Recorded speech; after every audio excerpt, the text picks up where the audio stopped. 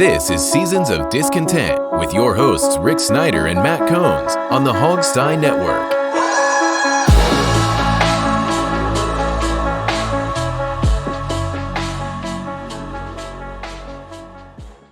Welcome to Seasons of Discontent, Season 5, Episode 3, brought to you by Rick Snyder's Washington on YouTube and other social media. I'm Rick Snyder. And I'm Matt. And we're back talking about all things Washington sports and life as part of the mighty Hogstein Network on audio podcast and on YouTube for the video. So you can see us all. All right, training camp has started. Washington's down in Richmond for 4 days. And because of the collective bargaining agreement of a few years ago, it's a worthless 4 days. But they wanted to kind of cut a deal with Richmond to finish off an 8-year contract.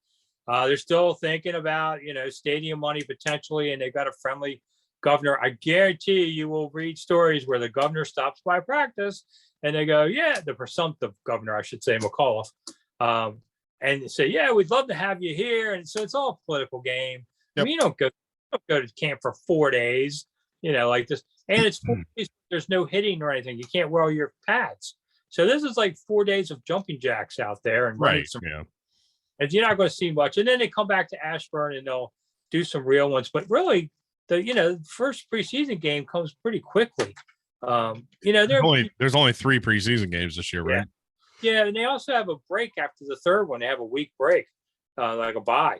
So, I don't know. It's kind of, I think the first one's coming up too quickly in a way for how, getting ready. But that's what OTAs and mini camp are for too. So they'll play that first game, I guess, against New England. They'll be okay. But over under, everybody's already talking to Washington up. Nationally, they're like, well, maybe. I don't know. I got them at 9-8. I think they're a much better team, but they're playing a much tougher schedule. And I don't know what's going to happen to quarterback. So I'm right now sitting on 9-8. But, a month from now, on the eve of the season, I might have a different opinion. I'm sticking with 11-6. Okay. You can sit up front in the parade. Damn right. I would too, because I haven't seen it since I was a kid. You got to remember, I was 9 years old last time they won a Super Bowl. Yeah. The ones, I will say, if they have a parade, it's February, the coldest part of the year. Doesn't matter. I'm out there. No, like when the Nats and the Caps had parades, it was great weather.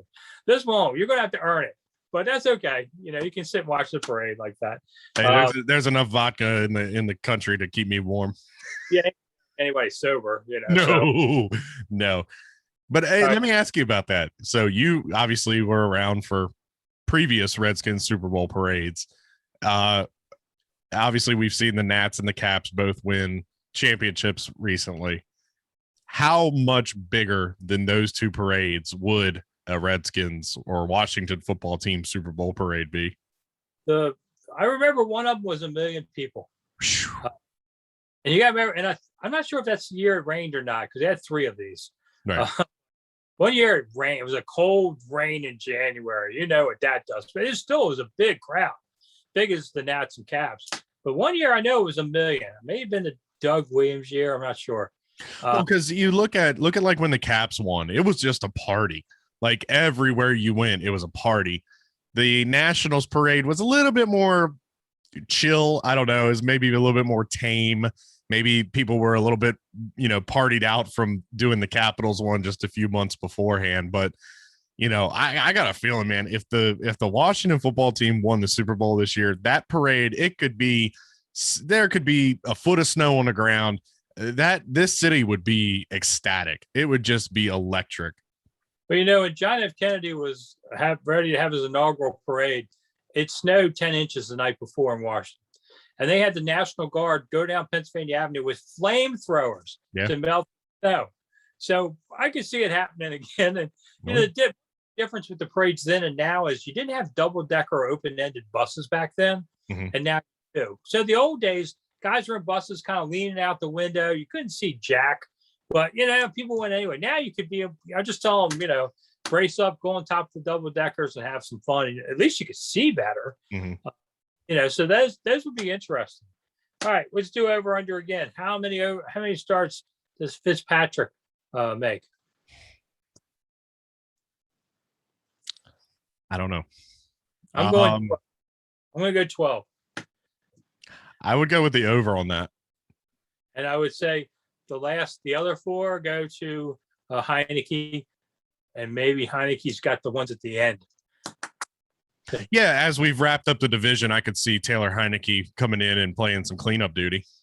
Well, yeah, when you're 13-0, man, you might right, exactly. Why not give Ryan a break? No, I don't know. It's a very different. It's a very different Ryan Fitzpatrick of what we're seeing. You know, he's already come out and said this is the best group of guys and one of the best situations he's ever been in, being the guy going into training camp. You know, like just like last year, for an example, with Fitzpatrick in Miami, everybody knew it was short time. Everybody knew Tua was taking over eventually. And the coach they even told him after the bye week, it's Tua's team. Like no matter how much Fitzpatrick was rolling at that point, they still benched him. We don't have that situation here. Yes, obviously Heineke played a great game in the playoffs. But as we've talked about before, Heineke probably doesn't do the things that he did in that preseason or in that playoff game, knowing that he was the starter for the next season. I don't know. I definitely say over 12 for Fitzpatrick starts. I think he's the guy. I think Ron believes in him and trusts him. I mean, I guess he would have to really screw it up in August or get hurt. Yeah. Him not to start opening day. Now, you don't play well for a while and they're losing. I can see a change. You're not given that job no matter what. Yeah, but if you make that change, is it going to Heineke or is it going to Allen? Because we all know the Allen Rivera Scott Turner connection from Carolina. And look, Kyle Allen didn't prove anything last season, and then he ended up getting hurt. Right. I'll give you that. All right. So people ask me, why didn't Brandon Sheriff why didn't they ever come to a long-term deal with him? Very simple. He stayed on the franchise tag because he knows next year he can be free of it altogether. Nobody's done a third franchise tag. Right. So he'll get bigger money next year playing it. He's already getting big money this year. But the question in Washington is, do they need to save that money until they can re-sign Jonathan Allen? Yes. Favoring their defensive lineman there and figuring screw it. They want to keep that front four together. Yep. I think that's why they just don't break the bank. He's a guard in the end too, man. If you're going to spend money, spend it on a defensive lineman, not an offensive lineman. Yeah, I mean, are you okay with them paying $18 million for a guard? No. For a right, he was drafted to play right tackle, and within the first couple plays of his rookie season, they realized he's not a guard, he's not a tackle, he's a guard. I mean, not paying that kind of money for a guard, no matter how many Pro Bowls he's been to. And look, I like Brandon. Obviously, he's been a staple of this offensive line, but you're not going to pay him $18 million for that position when you can get guys that are half that and could probably play at the same level. I mean, we'll see it this year with guys they brought in like Leno, and they've got draft picks that they want to play. And I don't know. I don't see there a reason to pay $18 million a year for a guard. Another guy I get a lot of questions about on Twitter, people send them to me, it's Snide_remarks, is Sammis Reyes going to make the team? Is he going to start or something? Well, he's number 3 on the depth chart at best right now. And, because you got Logan 1, and you've got your rookie that you had 2. So now maybe he's 3. Practice squad is what I see, but here's the one risk. You cut him, somebody else can grab him, right, and get him back. But that said, if that happens, so be it. I mean, this dude is already older than most players cycling out of the league. He's never played a football game, not one. Okay. This is a long shot. I mean, he's a big guy. He's got a lot of potential. He was supposed to be a basketball player, but now he want to move here. I mean, you put him on the practice squad for a year or two, you may get something out of him or you may not.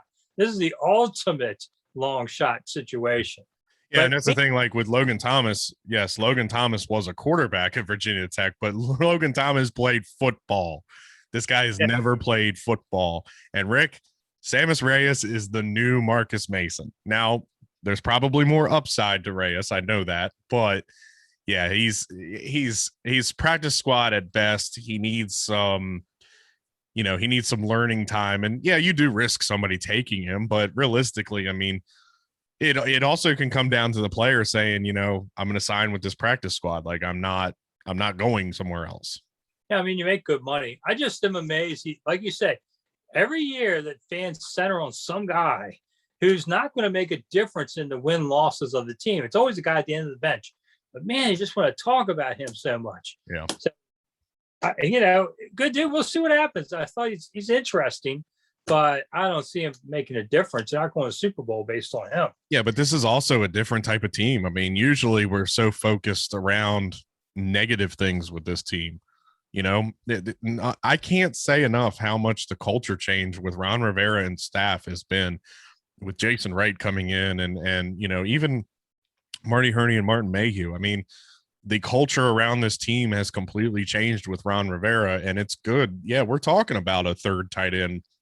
You know, we're not talking about, you know, Albert Haynesworth making $100 million to flop around on the field like a fish. I mean, you know, Chad Johnson just came out and said, yes, they have one of the best wide receiving cores in the league, and he expects Washington to be better than Dallas. And, you know, a lot of the national guys are talking about the Washington football team winning the NFC East. You know, I think their biggest rival, I think, would be the Giants. I don't think it's Dallas. I think the Giants are going to jump up. I think Dallas's defense is still too shaky. I don't know. I like their quarterback. I mean, all I ever see him do is beat Washington. But, you know, I think the Giants are definitely on the improve to watch. You know, nobody's great in this division. No. I think Washington probably got the best roster overall. Yeah. So I don't know. And that leads me to our last question, Rivera. You know, last year, Rivera was a different guy than we expected and had seen in Carolina in a way. A lot more fire in the belly back there. Well, the poor guy had cancer in the beginning of the season and was a warrior to fight through it. And I wonder now that time has passed and he comes back for his second year and there's higher expectations, man, are we going to see Ron back yelling at guys and, you know, getting on them? Or maybe he's been changed by all of this and he won't. Interesting just to see what happens. But if you look at it, Ron has playmakers, Ron has people on this staff like a Ryan Fitzpatrick who can go in there and be your offensive leader. And Ryan can be that guy, you know, to lead by example. He has veterans on the defensive line. You know, he has a national superstar on his defense that, you know, he can kind of dictate to those guys to say, hey, you know, let's keep you guys keep your groups in check. And he doesn't have to be that guy. It's true. I find it just be interesting to see where all of this goes. Because look at him in Carolina. Who was his quarterback? It was Cam Newton. Was he a superstar? Yes. But was he a veteran with a good head on his shoulders? No. You know, we saw some of the mistakes that Cam made coming up in the league, even before he was even drafted. Some of the mistakes he made in college, you know, with the laptop stuff. But, you know, I think that Ron is comfortable. And a veteran quarterback is a perfect guy for Ron Rivera because it's a lead by example. He's going to take the reins of his offensive unit and take matters into his own hands. And Ron can kind of focus on other areas of the team. Yeah. Sure. All right. Well, here we go. It's just another year. I can't remember how many years. This could be my last year covering the team. I'm getting old, you know. So this might be my farewell to arms, so to speak. Maybe not the podcast, but we'll see. So you're just going to join us as a couch coach. Yeah, I'm hoping to see something good on my way out the door. I don't know. Hey, I might be doing this 10 more years. You never know. If they win the Super Bowl this year, you can go out on a high note. But next year is 2 words: Social Security. There you go. There you go. My 401ks did well, so I don't have to do this anymore. So hey, just a real quick programming note. We will not have shows next week. I am on vacation. I will be out of town. Yeah, Rick's letting me loose for a week. I am going to the beach, so we will be back after that. So we'll probably record the following weekend, and shows will be out the following week. There you go. You got an extra one this week for the pleasure. There you go. Yeah. And I'm Rick Snyder. And I'm Matt. See you soon. Bye.